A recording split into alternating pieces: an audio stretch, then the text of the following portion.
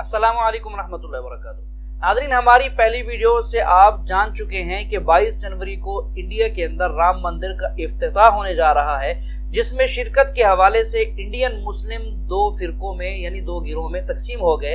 एक का मौक़िफ़ ये है कि वहाँ जाना चाहिए, फिर इनमें फिर दो किस्म के लोग हो गए हैं। कुछ कहते हैं कि वहाँ पर अमन व अमान बहाल रखने की नीयत से हम जाएंगे, जबकि उसमें जो दूसरे गिरोह के लोग हैं वो वहाँ पर खुशी मनाने के लिए, बज़ाहिर तो वो मुसलमान अपने आप को कहते हैं, लेकिन अंदर मुनाफ़िक़त उनके अंदर भरी हुई है और उनका इस वक्त जाने का मकसद सिर्फ़ और सिर्फ इंडियन लोग जो हिंदू हैं उनकी तादाद बढ़ाने का मकसद है और कुछ भी नहीं है। जबकि कुछ और जो दूसरा फ़िरका है यानी दूसरी जमात, उनका कहना है कि हम वहाँ किसी सूरत भी नहीं जाएंगे। तो नाज़रीन, आइए आज की वीडियो में ये सब देखिए और उसके बाद आप सुनेंगे डॉक्टर जाकिर नाइक साहब से कि वहाँ पर जाना चाहिए कि नहीं। कुरान और हदीस की रोशनी में आपको जवाब मिलेगा आखिर में। तो आपसे गुजारिश है वीडियो में हमारे साथ आखिर तक रहिएगा ताकि आपको मुकम्मल बात समझ आ सके, और इसके साथ साथ हमारे चैनल को भी सब्सक्राइब जरूर कर दीजिएगा। नहीं, देखिए, राम एक शांति के प्रतीक हैं। एक सनातनी आदमी जय श्री राम का नारा इसलिए लगाता है ताकि शांति बनी रहे। जिन लोगों ने निमंत्रण भेजा है, तमाम ट्रस्ट वालों का, तमाम साधु संतों का बेहद शुक्रिया, और आप सबको, तमाम देशवासियों को राम मंदिर प्राण प्रतिष्ठा की बहुत बहुत मुबारकबाद। देखिए, बिल्कुल जाएंगे। जब श्रीमती स्मृति ईरानी जी मदीना जा सकती है तो कारियब्रार जमाल अयोध्या जाने में क्या परेशानी है। बिल्कुल जाएंगे। बहुत से लोग जाते हैं एक दूसरे की इबादत गांव पर और बहुत सारी जगह, और किस अकीदे के साथ जाते हैं वो जानते हैं या उनका खुदा जानता है। हम किस अकीदे के साथ जाएंगे हम जानते हैं, हमारा अल्लाह जानता है। बिल्कुल जाएंगे। वहाँ ऐसा क्या है, वहाँ साधु संत तो हैं, साधु संतों से ये नहीं मिलते। इनके मंच पर बड़े बड़े हमारे आरएसएस के लोग और तमाम मुस्लिम साधु संत लोग रहते हैं, जमीयत उलमा इनके मंच पर रहते हैं। हमारे साथ अगर हम उनसे मिलेंगे जुलेंगे तो उसमें क्या परेशानी की बात है? कोई भी परेशानी की बात नहीं है। देखो, देश में अमन सलामती कायम रखने के लिए हमें एक दूसरे के साथ बैठना पड़ेगा, एक दूसरे के यहाँ आना जाना पड़ेगा। अगर एक दूसरे हमें आपस में हम उनको बुलाएंगे, वो हमें बुलाएंगे। अब देख लीजिए, आप दारुल उलूम में कौन से ऐसे साधु संत हैं जो नहीं आए हों? सब लोग आए हैं। उसी नाते से अगर हम जाएंगे उसमें क्या परेशानी की बात है? और जाहिर सी बात है, ये न्योता हमें मिला है तो उन सब लोगों का एक बार फिर हम शुक्रिया अदा करते हैं। उन लोगों ने हमें न्योता भेजा है।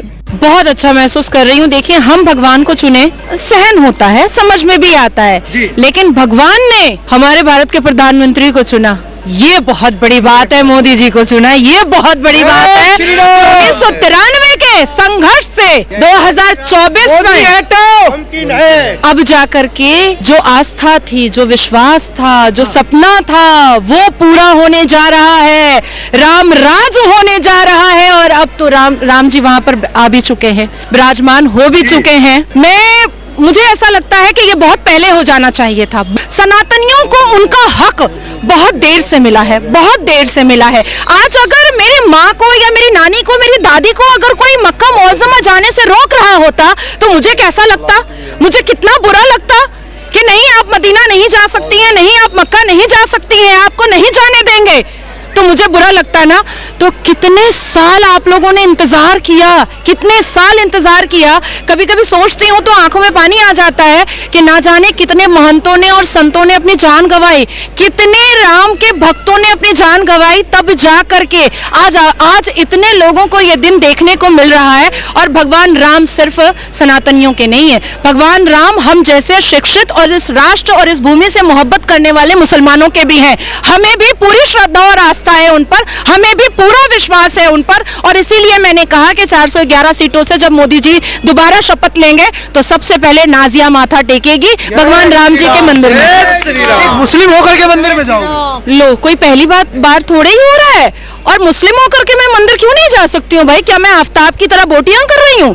क्या मैं नासिर खान की तरह बलात्कार कर रही हूँ, या अवैसी की तरह भारत के माहौल को भड़काऊ भाषण दे करके खराब कर रही हूँ, या लैंड माफिया खोल करके बैठी करती हूँ वक्फ बोर्ड की तरह, या हलाल सर्टिफिकेट की तरह जाली धंधा कर रही हूँ, या हलाला के नाम पर प्रोस्टिट्यूशन करवा रही हूँ? मैं तो ऐसा कुछ नहीं कर रही हूँ। मैं तो आस्था और विश्वास की जगह पर आ रही हूँ, एक पाक जगह पर आ रही हूँ, एक पवित्र जगह पर आ रही हूँ। मैंने क्या गलत किया? मैंने कुछ भी गलत नहीं किया। और इसी प्राचीन हनुमान मंदिर को साक्षी मान करके मैं आपसे कहती हूँ कि पूरे अंगनाई में मैं दिया जलाऊंगी, पूरे अंगनाई में।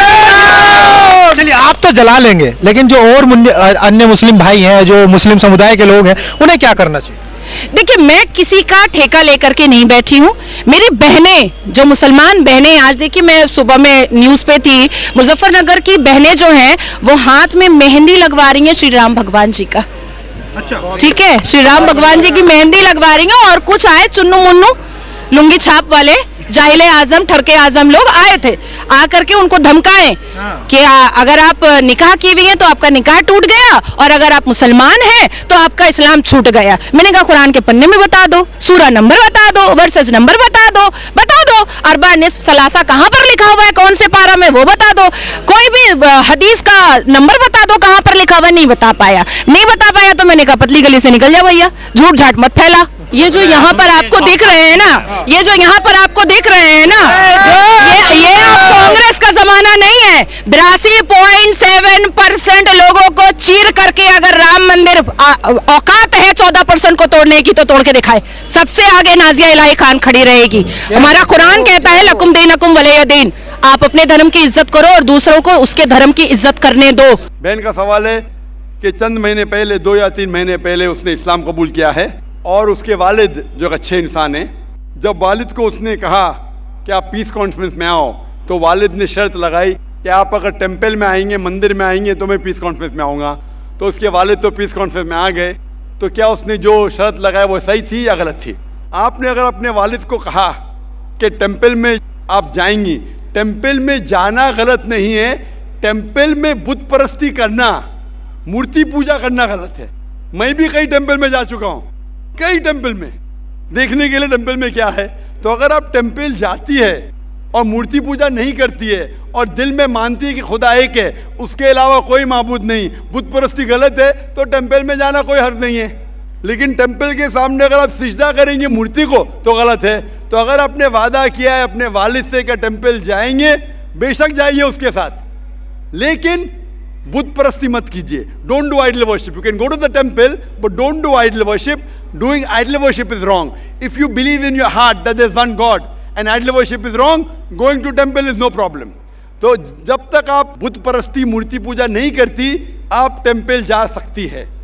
और आपने कहा कि आपके वालिद से कुछ बात कहूँ ताकि इंशाअल्लाह हिदायत मिले। मैं कहना चाहता हूँ इस बहन के वालिद से कि आप दिगर मज़ाहिब का मुताला कीजिए, चाहे बाइबल का, चाहे वेद का, चाहे भगवत गीता का, चाहे कुरान का, और आपको पता लगेगा कि सारे मजहबी किताब कहते हैं कि खुदा एक है और उस खुदा के अलावा कोई माबूद नहीं। मैं आपसे पूछना चाहता हूँ कि अगर आप पढ़ेंगे आपके वेद, जो मैं कह चुका हूँ, उसमें भी साफ तौर से जिक्र आता है कि खुदा एक है और बुत परस्ती गलत है। जैसे मैंने कहा कि श्वेता उपनिषद में अध्याय नंबर 4 श्लोका नंबर 19, यजुर्वेद अध्याय नंबर 32 श्लोका नंबर 3 में लिखा है, न तस्य प्रतिमा अस्ति, उस ईश्वर, उस भगवान की कोई प्रतिमा नहीं, कोई अक्ष नहीं, कोई पिक्चर नहीं, कोई पेंटिंग नहीं, कोई फोटोग्राफ नहीं, कोई बुत नहीं, कोई मूर्ति नहीं। तो मूर्ति पूजा करना हिंदू मजहबी किताब के हिसाब से भी गलत है। ये कुछ हिंदू धर्म के ठेकेदार कहते हैं जो मजहबी किताब में नहीं लिखा है। तो मेरी इल्तिजा है आपसे, मेरी दरख्वास्त है आपसे कि आप अपनी किताब का मुताला कीजिए और जो ज्ञान रखता है आपके किताब के बारे में उनसे पूछिए। उसमें लिखा है कि मूर्ति पूजा गलत है, और जो मैं हवाले दिया हूँ आप उनसे पूछिए इसके क्या मानी है। एक मुसलमान कह रहा था, पतला सा, टोपी पहने हुए, दाढ़ी रखे हुए, कि मूर्ति पूजा गलत है। लिखा है श्वेता उपनिषद अध्याय नंबर 4 श्लोका नंबर 19 में। ये क्या सही कह रहा है? आप लाइब्रेरी में जाओ और उसका तर्जुमा पढ़ो, आपको पता चलेगा क्या लिखा है। और मैं अल्लाह से दुआ करता हूँ कि अल्लाह आपको हिदायत दे ताकि आप भी अपनी बेटी जैसे सही रास्ते पे आ सके। जी हाँ नाजरीन, आप सुन चुके हैं डॉक्टर जाकिर नाइक साहब ने भी अपनी राय बतला दी है। और उससे पहले एक कारी साहब थे जिनको किसी ने न्योता दिया, यानी कार्ड दिया कि आप हमारे मंदिर में ज़रूर आइएगा। इस पर उनका मौक़िफ़ भी आपने सुन लिया। और उसके बाद नाजिया इलाही जो मुनाफिक किस्म की एक खातून है, इस्लाम और मुसलमानों का लिबादा ओढ़कर वो इस्लाम और मुसलमानों को ही बदनाम करने पर तुली हुई है, उसका भी मौक़िफ़ आपने देख लिया।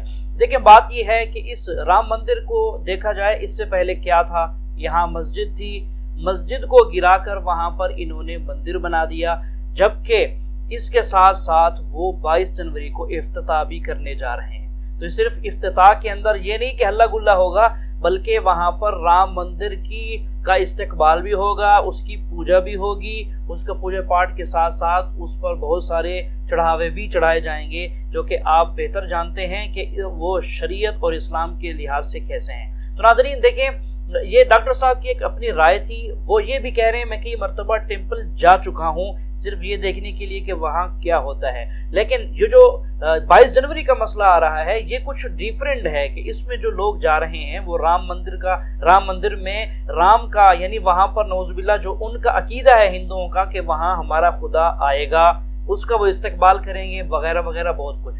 तो नाज़रीन, वहाँ पर जाना अफ़ाल कबीहा से तो खाली नहीं है कि वो मासियत का, शैतान के हथकंडे का वहाँ पर घर है, वहाँ पर जो कुछ होने जा रहा है वो शरीयत और इस्लाम के बिल्कुल खिलाफ है।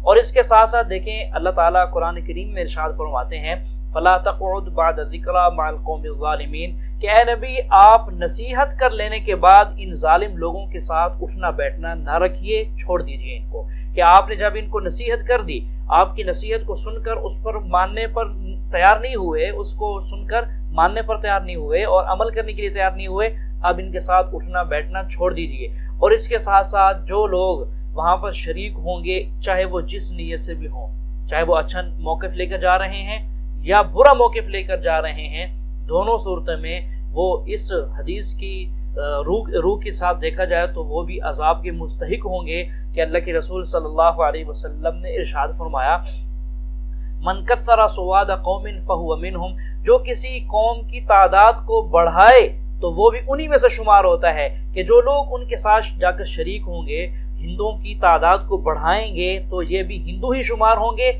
और ये अजाब के मुस्तहिक हो सकते हैं। जैसा कि एक हदीस पाक में आता है, क़ुर्ब क़यामत में एक काफिला चलेगा मक्का मुकर्रमा की तरफ हज की नीयत से, रास्ते में उनको बैतुल्लाह के करीब, हरम के करीब एक जगह ज़मीन के अंदर उस पूरे काफिले को धंसा दिया जाएगा। तो सहाबा में से किसी ने अर्ज़ किया, या रसूल अल्लाह, उनमें नेक लोग भी तो होंगे, उसमें दुकानदार ताजिर लोग और भी तो होंगे जिनका कोई कसूर नहीं होगा। तो आपने फरमाया हाँ, सब होंगे।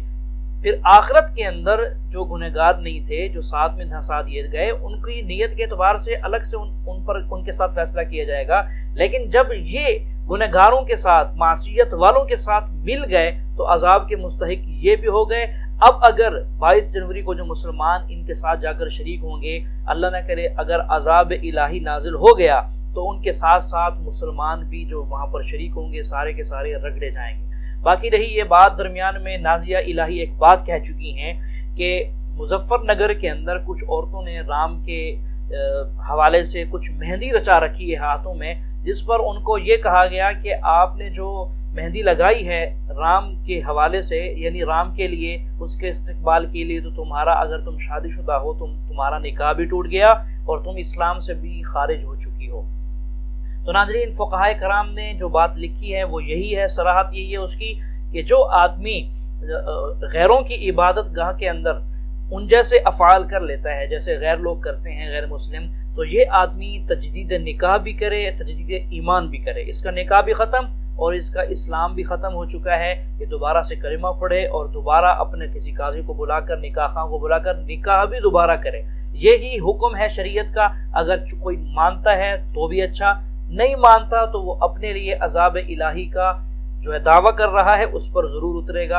अल्लाह ताला तमाम मुसलमानों की हिफाजत फरमाए। और इसके साथ साथ मैं गुजारिश करूँगा अपने मुसलमान लोगों को जो इस वक्त भारत में रहते हैं कि आप बिल्कुल भी वहाँ पर शिरकत न करें। वहाँ उनके साथ किसी सूरत हाल में भी अगर वहाँ जाएंगे, उनके साथ खाना पीना भी पड़ जाएगा तो फिर वो खाना पीना तो उनका है ही हराम, क्योंकि उनका जो ज़बीहा होता है वो भी हराम है और उनके साथ खाना पीना बिल्कुल ठीक नहीं।